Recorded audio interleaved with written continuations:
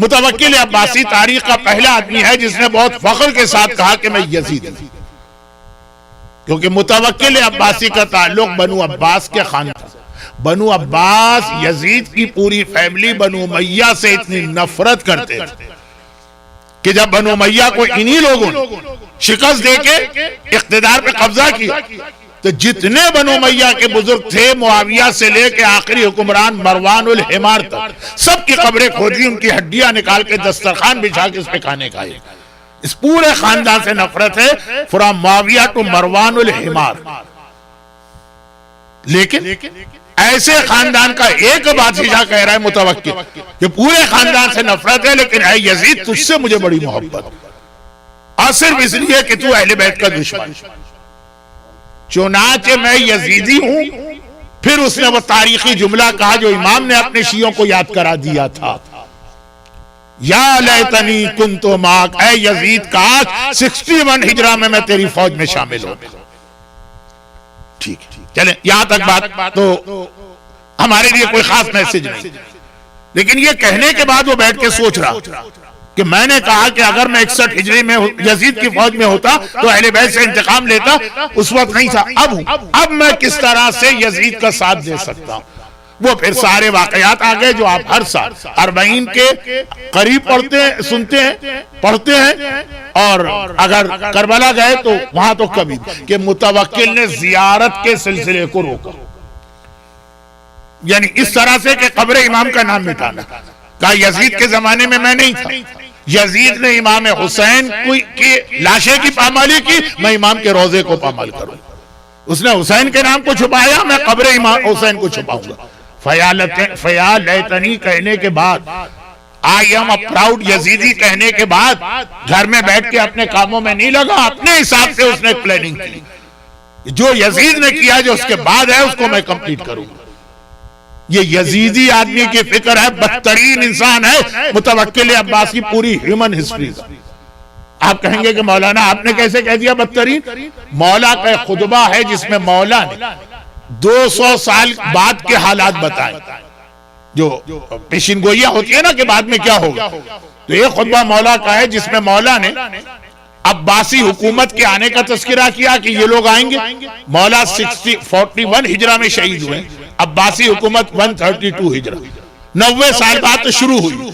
मौला 90 साल पहले खुतबा दे रहे और फिर बादशाहों का तस्करा कर रहे, पहला खलीफा ऐसा, दूसरा ऐसा, तीसरा ऐसा, चौथा ऐसा। उसमें मौला ने कहा वह आशिरुहुम अकफुरो, और उनमें जो 10वें नंबर पर आएगा वो सबसे बड़ा काफिर होगा।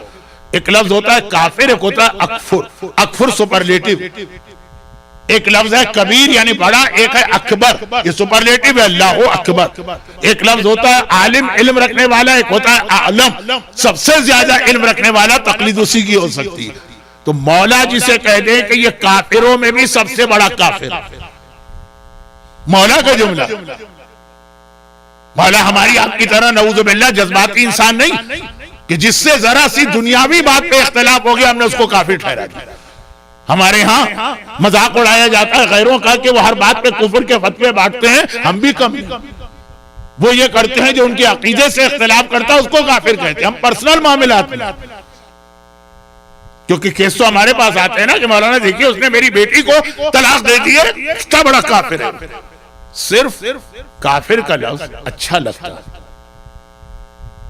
जब हमारे किसी पठान भाई के मुंह से निकले कि बच्चा वो बहुत काफिर आदमी है, इसका ये तारीफ वाला, वरना बाकी जो हम लोग काफिर कहते हैं, मौला अगर किसी को काफिर ना कहें, अकफुर कहें, ये मुतवक्किल। लेकिन वो जो सबसे बदतरीन आदमी है उसने भी कहा खाली नाम लेना काफी नहीं है कि मैं यजीदी हूं, जो यजीद का मिशन था उसको आगे बढ़ाना। अब ये एक मिसाल बिल्कुल शुरू तारीख इस्लाम से दे रहा हूं, वो वाकयात नहीं पढ़ रहा क्योंकि मैं आपके टाइम को बिलावजह नहीं लेना चाहता कि कैसे उसने हल चलाए और कैसे उसने दरियाए फुरात का पानी बहाया और कैसे उसने कब्र की जरी को तुड़वा के फेंक दिया, वो सब आप सुनते।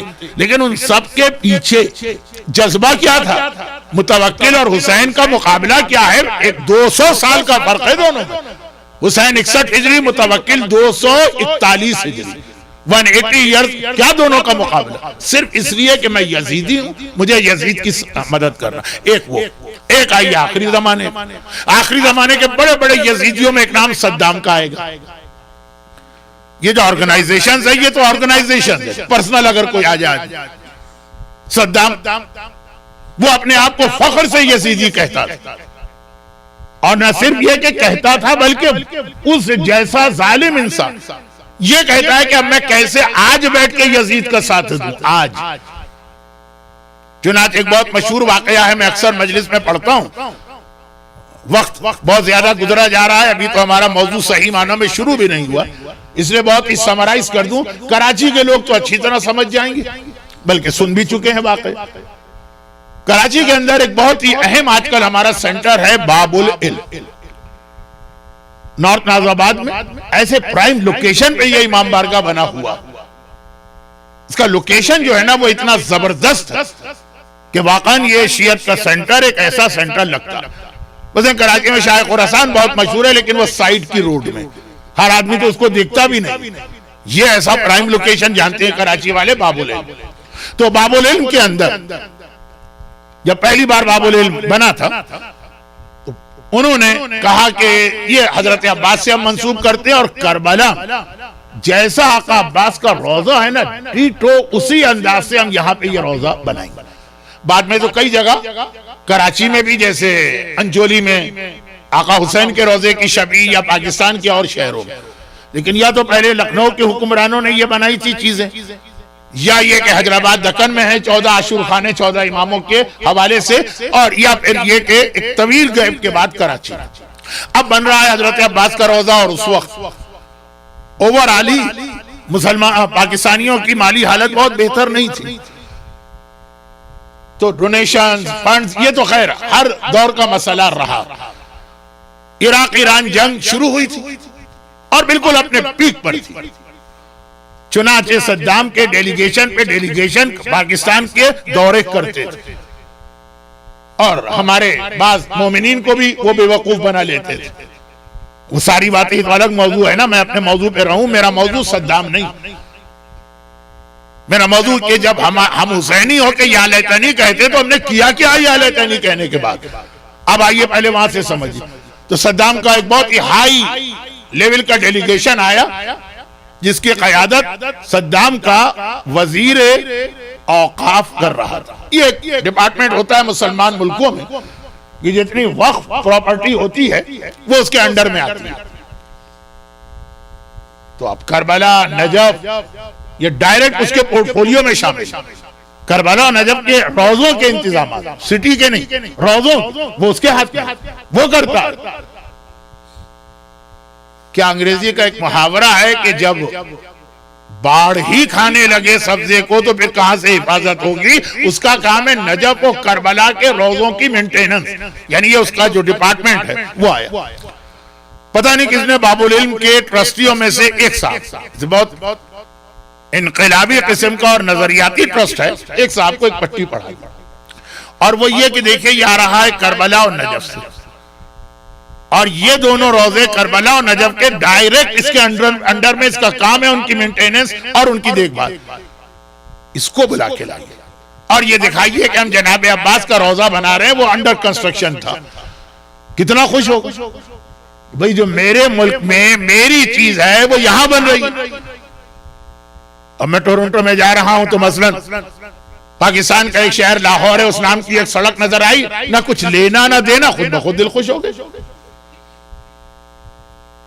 मैं क्या मुझे मिल गया, कोई किसी ने वहां एक प्लॉट दे दिया या एक मकान दे दिया कि आप इतना खुश हो रहे हैं ये मकान ले लीजिए, कुछ भी नहीं। लेकिन अपना शहर कराची, मेलबर्न में एक सड़क का नाम है कराची स्ट्रीट, एक का नाम है लखनऊ स्ट्रीट। मैं कराची में पैदा हुआ, वहां गुजारा, पीछे आया लखनऊ से, दोनों सड़कें नजर आती हैं, दिल खुश हो जाता। तो एक फितरी बात है, आदमी को जरा सी भी वतन से मोहब्बत हो तो कहा कि इसको लेकर आओ, ये कितना खुश होगा।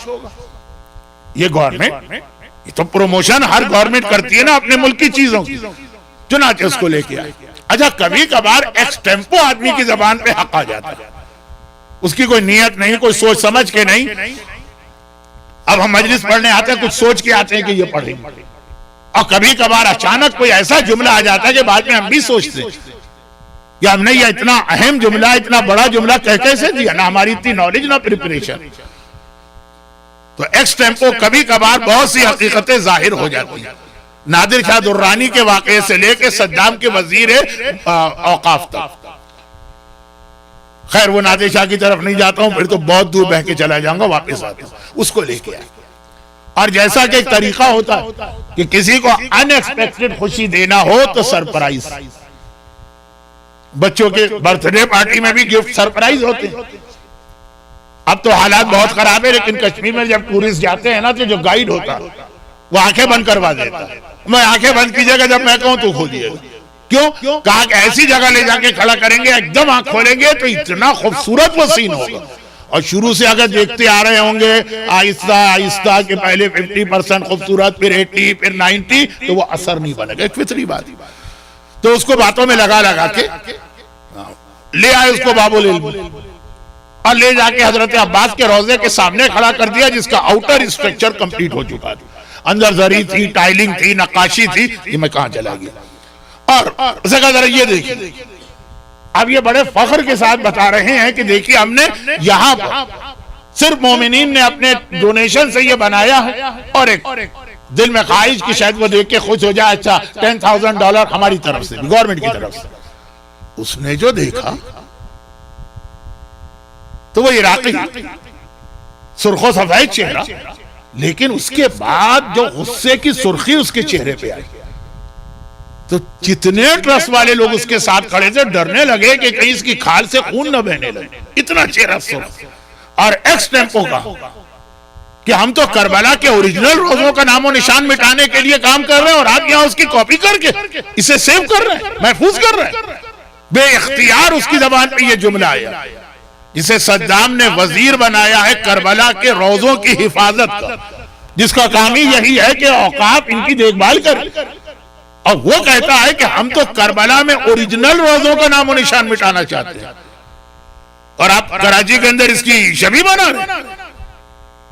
अब यह है वी या आई एम प्राउड यजीदी कहने वाले की फिक्र, कि सद्दाम ने हमेशा अपने आप को यजीदी कहा, लेकिन खाली कह के अपने घर में नहीं बैठा कि भाई मेरा इख्तिदार है, बस यही काफी है। नहीं, मैं यजीद की आज क्या हेल्प कर सकता हूं, और कुछ ना कर सकूं तो इराक की सरजमीन से हुसैन का नामो निशान मिटा देना, रोजों का भी, जुलूसों का भी, मजलिस का भी।